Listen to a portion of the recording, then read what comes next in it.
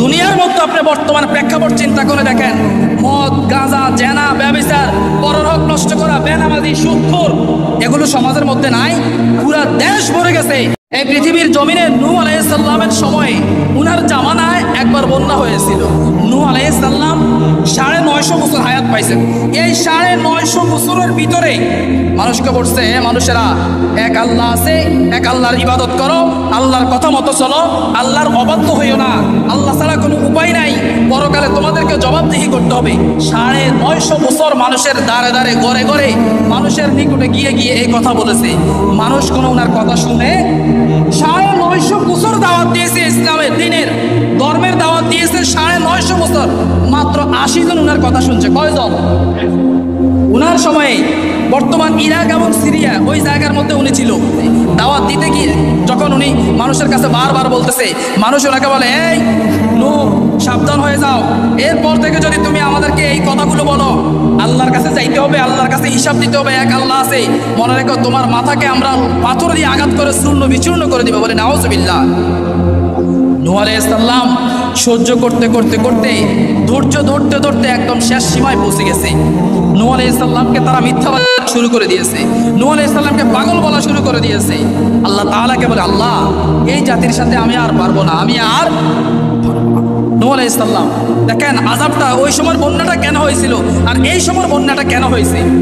নূহ আলাইহিস সালাম যখন বলেছে, আল্লাহ আমার আর সহ্য হয় না, এরা আমার কথা শুনে না, মাত্র 80 জন। আল্লাহ তাআলা বলে, আল্লাহর পয়গম্বর নূহ আলাইহিস সালামকে বলে, নূহ আমি বুঝে নিয়েছি, তাদেরকে ধ্বংস করে দিতে হবে। তাদেরকে কি করতে হবে? নূহ আলাইহিস সালামকে আল্লাহ তাআলা বললেন, আচ্ছা বলেন তো, পৃথিবীর সকল মানুষ যদি আল্লাহর কথা না শুনে, আমরা যদি সবাই কোনো নামাজ না পড়ি, রোজা না রাখি, আল্লাহর অকৃতজ্ঞ থাকি, আল্লাহর কথা কখনোই না শুনি, আল্লাহর কোনো লস আছে? আল্লাহর কোনো ক্ষতি হবে? আল্লাহ রব্বুল আলামিনের যে শান, আল্লাহর যে শওকত, আল্লাহর যে মর্যাদা, আমরা পৃথিবীর সকল মানুষ মিলে কি আল্লাহর এই শান কমাতে পারবো? পারবো না। লাভ আর লস দুটোটাই কার? আমাদের। দুটোটাই কার? আমাদের। তো নূহ আলাইহিস সালাম যখন আল্লাহকে বলেছে, আল্লাহ আমার দ্বারা হচ্ছে না, আল্লাহ বলে, নূহ ওই সময় সিরিয়া এবং ইরাকের মধ্যে প্রচণ্ড রোদ পড়তো, ওই দেশের মধ্যে খুব কম বৃষ্টি হইতো। এখন দেখেন না মধ্যপ্রাচ্যের মধ্যে ইদানিং আসি বৃষ্টি হইতেছে, এর আগে কিন্তু বৃষ্টি তেমন একটা দেখা যেত। ওই দেশের মধ্যে কোনো বৃষ্টি নাই, বছরের পর বছর খরা। তো আল্লাহ বললেন নূহ আলাইহিস সালামকে যে একটা নৌকা বানাও। কি বানাও? আমি আল্লাহ তাআলা এমনভাবে পানি বাড়িয়ে দিব, ওই সমাজ ব্যবস্থার সব মানুষকে আমি আল্লাহ ডুবিয়ে দিব। তো নূহ আলাইহিস সালাম নৌকা বানানো যখন শুরু করছে, এটা নিয়ে তারা হাসাহাসি শুরু করে দিয়েছে, আরে আমগো দেশে পানি নাই, বৃষ্টি নাই, বছরের পর বছর খরা, এই লোকে কি পাগল হয়ে গেছে?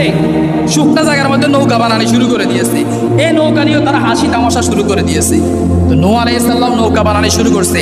দেখেন আব্দুল্লাহ ইবনে আব্বাস রাদিয়াল্লাহু তাআলা আনহু আল বেদায়া ওয়ান নেহায়া একটা কিতাব আছে, ওই কিতাবের 1 খণ্ডের 258 পৃষ্ঠার মধ্যে এসেছে, নূহ আলাইহিস সালামের নৌকাটা ছিল 1200 হাত লম্বা। কয়শো হাত লম্বা?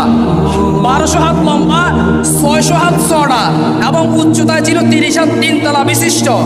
এই নৌকাটা 3 তলা ছিল, নিচের তলা ছিল কীট পতঙ্গ, জন্তু জানোয়ার, মাঝখানের তলা ছিল মানুষেরা এবং উপরের তলা ছিল পাকপাখালি। আল্লাহ তাআলা কোরআন শরীফের 23 নম্বর সূরা, সূরা মুমিনুনের 27 নম্বর আয়াতে বলেছে, নূহ আলাইহিস সালামকে যে তুমি নৌকা বানাও, এই নৌকার মধ্যে পৃথিবীতে যত কিছু আছে সব কিছু জোড়ায় জোড়ায় উঠাইবা। কি? জোড়ায় জোড়ায় উঠাইবা, এবং তোমার নৌকা যখন বানানো শেষ হয়ে যাবে, আমি আল্লাহ তাআলা আকাশ থেকে বৃষ্টি দেওয়া শুরু করে দিব, আর জমিনের নিচ থেকেও আমি আল্লাহ পানি তোলা শুরু করে দিব। মানুষের চুলার ভিতরে রান্না করতে যাবে, ওখান থেকে আমি আল্লাহ পানি তোলাবো। বলি আল্লাহু আকবার। নূহ আলাইহিস সালাম নৌকা বানাইলো। নৌকা বানানোর পরে নূহ আলাইহিস সালামের ছেলে কেনান, সেও নূহ নবীর কথা শুনে না।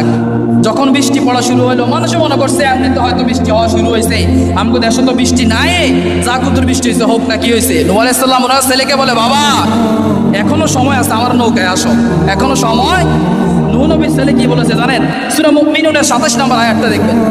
নূহ নবীর ছেলে বলে, আব্বা এটা তো বৃষ্টির সামান্য পানি, আমার কি হবে? বাবা তোমার এটা তোমার ধারণার বাইরে পানি হবে, তুমি কল্পনাও করতে পারবে না।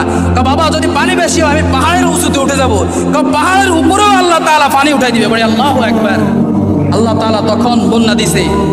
এই নৌকার মধ্যে মাত্র 80 জন ছিল। কয়জন? এই 80 জন ছাড়া আল্লাহ তাআলা সবাইকে ধ্বংস করে দিয়েছে। তো আমি বলেছিলাম আল্লাহ কেন ওই সময় বন্যাটা দিয়েছিল? নূহ নবী 950 বছর দাওয়াত দিয়েছে যে আল্লাহর কথা শোনো, আল্লাহকে বিশ্বাস করো, ইবাদত করো, পরকালের চিন্তা করো। তারা মারামারি, কাটাকাটি, রাহাজানি, কে শুনে কার কথা, তাদের মন মতো চলতেছে। আল্লাহ তাআলা আসমান থেকে আযাব দিয়েছে। কি দিয়েছে? দুনিয়ার মধ্যে আপনি বর্তমান প্রেক্ষাপট চিন্তা করে দেখেন, মদ, গাঁজা, জেনা, ব্যভিচার, পরের হক নষ্ট করা, বেনামাজি, সুদখোর, এগুলো সমাজের মধ্যে নাই, পুরা দেশ ভরে গেছে।